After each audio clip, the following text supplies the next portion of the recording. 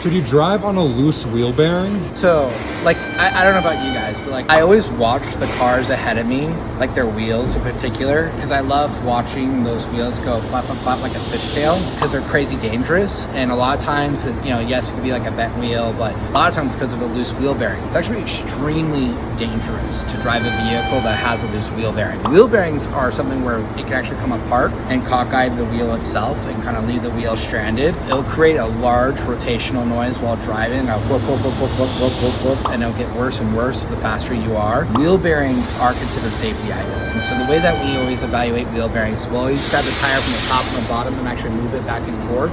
There should be zero movement at all. Now, a tiny bit of movement, you know, wheel bearing just starting to get loose, that's one thing, but when you have excessive movement within the wheel bearing itself, it can actually damage the tire, because obviously we'll be wearing it out differently. It can damage the brakes, it can damage suspension, it'll throw off the alignment. There's a lot of consequences behind it, but the main thing here is that that wheel bearing has the capability of popping out of the car or the wheel going off the vehicle. And so no, it is extremely dangerous. It's something that anytime you have a wheel bearing that's loose, you should get that addressed right away.